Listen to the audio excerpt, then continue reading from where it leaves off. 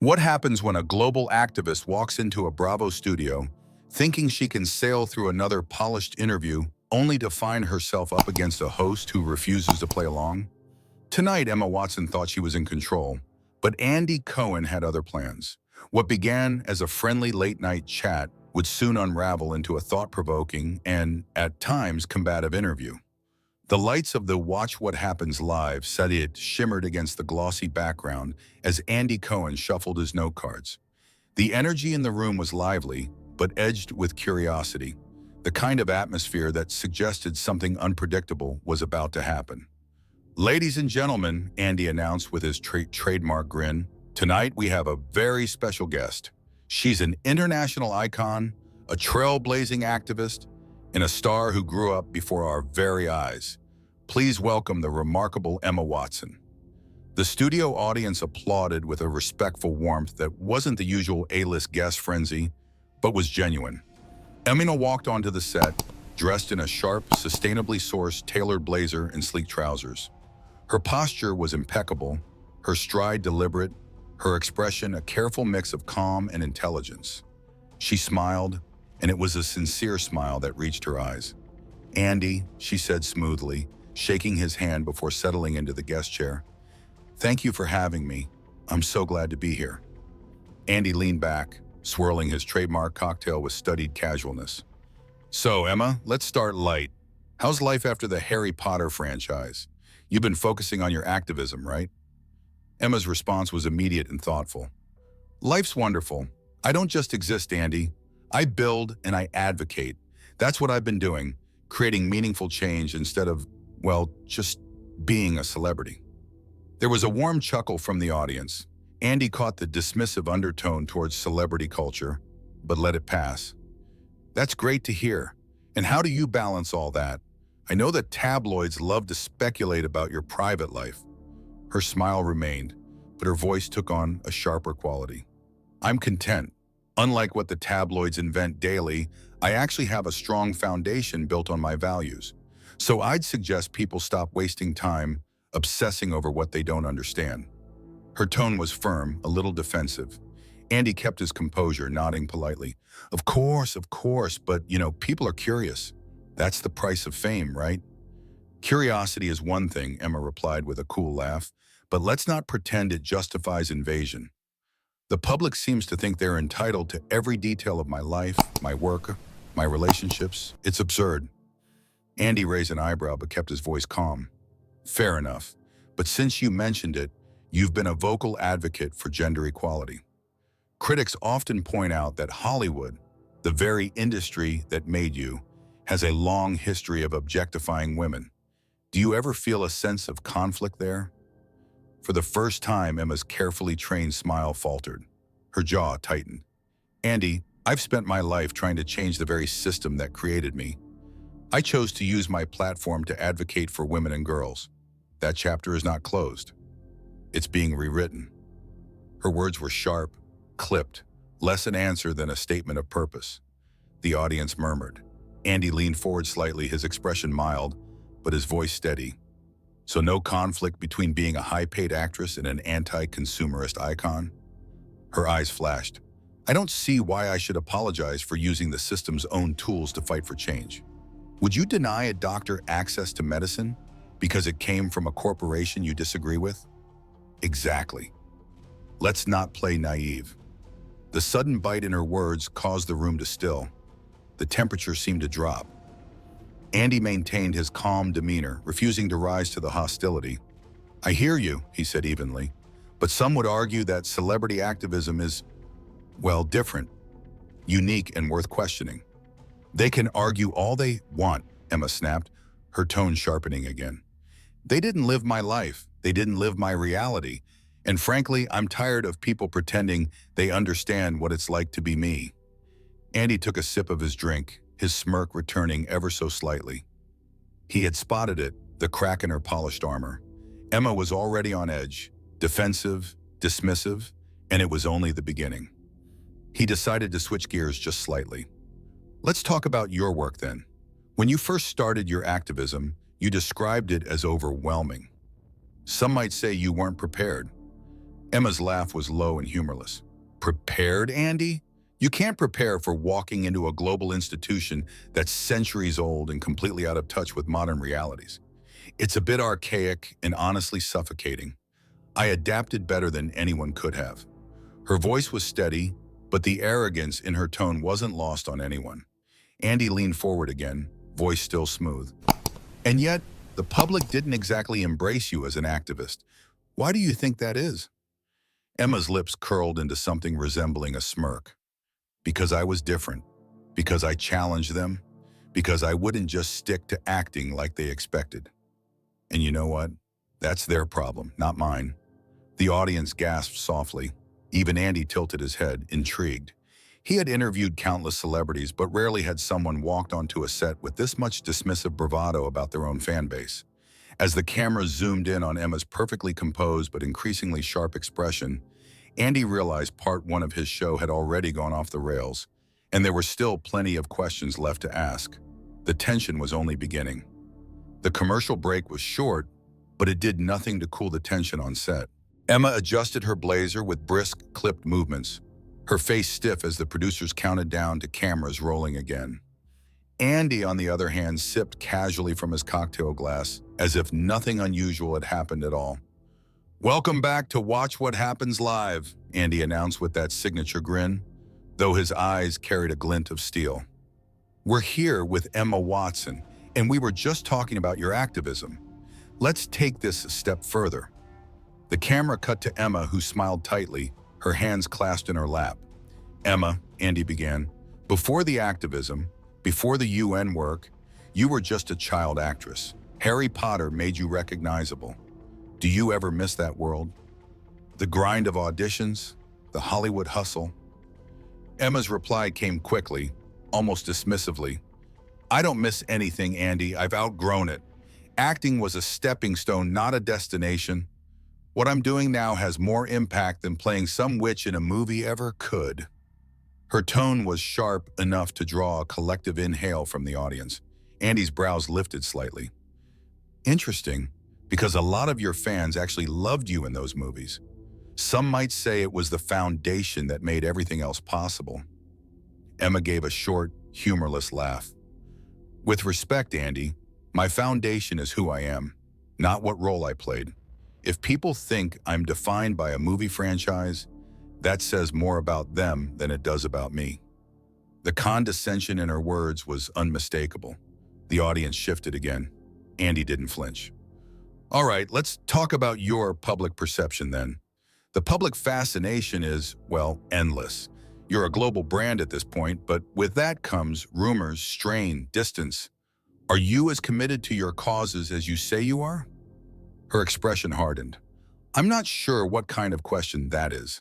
Of course, I'm solid. The rumors are noise. I don't listen to noise. Honestly, it's laughable that people think they have any insight into my personal life or my commitment." Andy leaned forward slightly, his voice calm but pointed. "So, no truth whatsoever to reports that you've been under pressure? That the media scrutiny, the demands of your own projects, none of it has created cracks?" Emma's smile returned, but this time it was icy. "Andy, let me put it simply. My convictions are stronger than ever. If people need to invent fairy tales to make themselves feel better about their lives, that's their business. But my reality is purpose, commitment, and partnership. Full stop." The audience murmured again, not applause, just a low hum of discomfort. Andy let the silence stretch before he moved on. "Let's go back to your time in Hollywood," he said carefully. "There were, shall we say, mixed feelings among some of your colleagues. Some adored you, others were less welcoming. How do you see it now?" Emma's eyes narrowed just slightly. "I see it as prejudice, plain and simple. People weren't ready for someone like me to challenge their outdated traditions. They wanted someone docile. That's not me. And yes, some of the hostility was sexism. Let's not sugarcoat it." Her words were met with a hush that swept across the studio. Andy's tone remained steady. "And yet, some critics argue that it wasn't about your gender, but about your attitude. That the way you carried yourself, the decisions you made, created friction. What do you say to that?" Emma's answer was sharp, defensive. That's exactly what people say when they don't want to admit bias. It's not about her gender, it's about her attitude. It's a convenient excuse. The truth is, I walked into a centuries-old system, and they didn't know how to handle someone like me. So they turned me into the problem. Andy's smirk returned, faint but noticeable. But do you think you bear any responsibility at all? Any self-reflection on how your approach might have contributed? Emma leaned forward, her voice cool but dripping with disdain. Responsibility for being myself? For not just showing up and promoting a product without a purpose? Please, if being authentic is a crime, then I'll plead guilty. The audience gasped softly again. Andy swirled his drink, the corners of his mouth twitching upward. He had dealt with divas, politicians, and reality stars, but Emma's arrogance was beginning to exceed even Bravo's usual drama. Okay, Andy said lightly, though his eyes locked on hers. Last question for this block. You've spoken a lot about using your platform for good, and yet the commercial endorsements, the brand deals, the glossy magazine covers, how do you respond to those who call that contradictory? The word landed like a strike. Emma's hands tightened on the armrest. Her smile flickered, then hardened. Contradictory? No. Strategic. I control my story. I share what matters, when it matters. That's not hypocrisy. That's survival in a system designed to silence people like me. Her tone was sharp, cutting, the arrogance impossible to miss. Andy gave a slow nod, setting his glass down. Well, strategic or not, it certainly keeps people talking, he said. The audience shifted again, the tension thick in the air. The activist had shown her hand, defensive, smug, and unwilling to concede even the smallest flaw. And Andy Cohen, ever the professional, wasn't done. The storm was still building. The Bravo set shimmered in its usual playful colors, but the atmosphere was anything but lighthearted.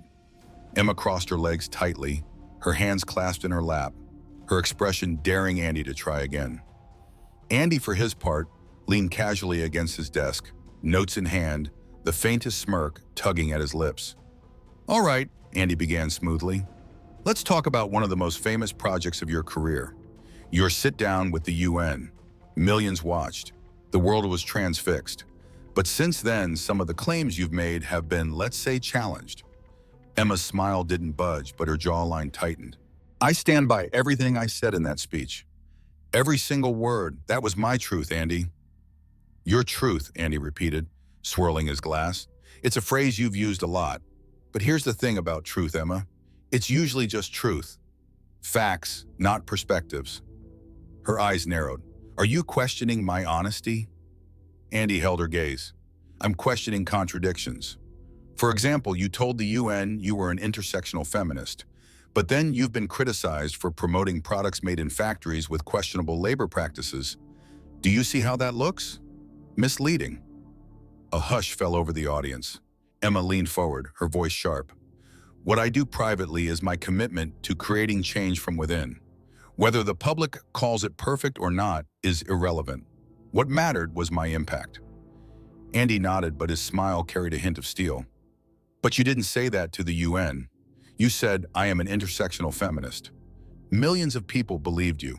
When a labor rights organization publicly corrects you, that's not semantics. That's a problem. Emma's nostrils flared. You're twisting it. You sound just like the tabloids, desperate to pick apart my words instead of focusing on the bigger picture of what I'm trying to achieve. Andy raised a brow, but his tone remained calm. Well, let's stick with your words then. You've claimed you are a champion for the working class, yet you've reportedly used private jets and lived a life of extraordinary wealth. How does that add up? The studio audience let out a ripple of murmurs. Emma shifted in her seat, her composure cracking just slightly. Do you understand what it's like to live with this level of scrutiny, Andy? Just because I can afford a certain lifestyle doesn't mean I don't advocate for others. Every move is monitored, every step controlled. You wouldn't understand. Andy gave a small laugh, though it was void of humor. Maybe not, but what I do understand is inconsistency. You've painted yourself as both a regular person and a completely elite figure, depending on which interview you're giving, and people notice that. Emma's eyes flashed with irritation. People notice what they want to notice. I have nothing to apologize for. I told my story, and I will continue to do so on my terms. If the public can't grasp nuance, that's their problem, not mine. Her dismissive tone sent a ripple of unease through the audience. Andy leaned forward, his voice dropping into something quieter but sharper. So when critics say you've monetized your idealism, the brand deals, the book sales, the speaking tours, are they also just failing to grasp nuance? The temperature in this room plummeted. Emma's lips pressed into a thin line. That accusation is beneath you, Andy. I've built platforms to amplify voices that have been silenced, to highlight causes that matter. That's not monetizing. That's service. Andy swirled his drink, eyes fixed on her. Service that just happens to come with million-dollar checks, book sales, and glossy PR deals. Quite a coincidence. Emma's composure cracked further. She leaned forward, her voice dripping with contempt. Do you mock every guest who tries to make a difference? Or is it just me? Andy didn't blink. I don't mock anyone. I hold people accountable, especially when they hold themselves up as symbols of authenticity while playing by celebrity rules. The audience deserves the truth, Emma. Not just your truth. The audience audibly gasped. Emma sat back in her chair, her face flushed, her hands gripping the armrests. For the first time all evening, the mask of polished calm seemed to slip. Maybe, Andy added cuttingly, it's not the Hollywood machine or the public that's the problem. Maybe, just maybe, it's you. Emma's eyes widened, her face pale, then quickly flushed with rage. She opened her mouth to respond, but for a moment, no words came. The activist, usually so quick, so controlled, was visibly rattled. Andy took a slow sip from his cocktail, letting the silence stretch, letting the cameras drink in every flicker of emotion on Emma's face. The audience sat frozen, not daring to move, knowing they were witnessing something extraordinary. This wasn't an interview anymore. It was a reckoning, and the final act was still to come. When the cameras came back from commercial, Emma sat rigid in her chair. Her face betrayed the strain of holding herself together, her blazer perfectly straightened, but her eyes burning. Andy shuffled his notes, leaned back in his chair, and smiled, not with warmth, but with the confidence of a man who knew he had his guest cornered. So, Emma, Andy began, his voice calm, almost conversational. We've talked about your work, your career. Let's talk about perception. A lot of people out there feel you've burned bridges with almost everyone. Critics, former colleagues, even some fans. Why do you think that keeps happening? Emma's head snapped toward him, her tone sharp. Because people sell lies, Andy. They betray trust for a headline or a payday. It's not me, it's them. Every single time. Andy nodded slowly, swirling the ice in his glass. So you're saying the common denominator in all of these fractured relationships isn't you? The audience let out a collective, ooh.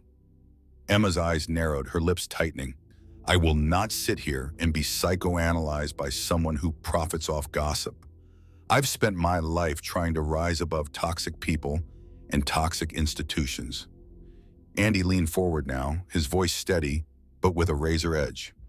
Toxic people, toxic institutions, or anyone who doesn't bend to your narrative? Her face flushed. That's insulting and frankly sexist. Andy set his glass down with deliberate calm. No, Emma, this isn't sexism. This is accountability. And if you're looking for someone to blame for every broken relationship, every contradiction in your story, maybe it's time to look in the mirror. The studio was dead silent. Emma's hands gripped the arms of her chair, her knuckles white. Her voice trembled, but with fury rather than fear. You don't know me, Andy. You don't know what I've been through. Andy's smirk faded, replaced by an expression of pure resolve. I don't need to know you personally, Emma. I just have to look at the pattern.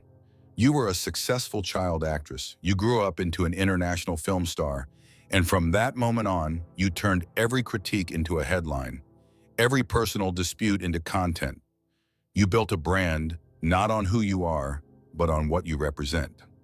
The blow landed. Emma inhaled sharply, her eyes wide. That is absolutely outrageous, she whispered. Andy pressed on, his voice now booming across the studio. You call yourself an activist, but you have no official role in politics. You claim independence, but you live off the privileges that celebrity gave you. You say you want to be a voice for the voiceless, but you've done more brand deals, endorsements, and documentaries than anyone else who has a real platform. Tell me, Emma, what exactly are you without the fame you claim to despise? Gasps erupted from the audience.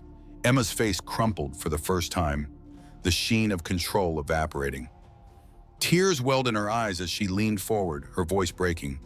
How dare you? After everything I've endured, how dare you reduce me to just...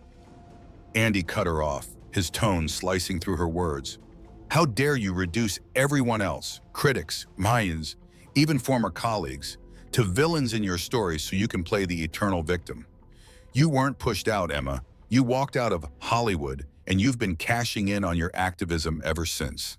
The camera zoomed in as Emma's tears began to fall, her face contorted with humiliation and rage. The silence in the studio was suffocating. You're jealous, Andy continued, his voice now lower, more measured, but lethal. Jealous of true activists, jealous of the respect they have earned, the love they inspire, the grace they show under the same spotlight you claim nearly destroyed you.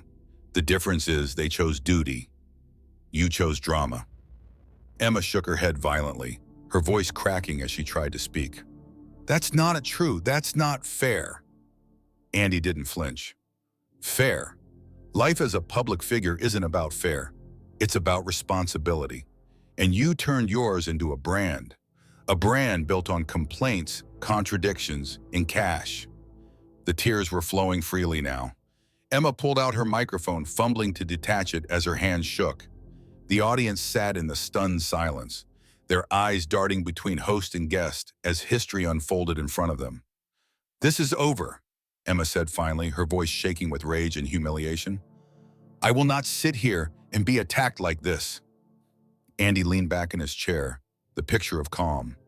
No, Emma, you're not being attacked. You're being a quote. There's a difference, see? She rose abruptly, tossing the microphone onto the chair with a sharp crack.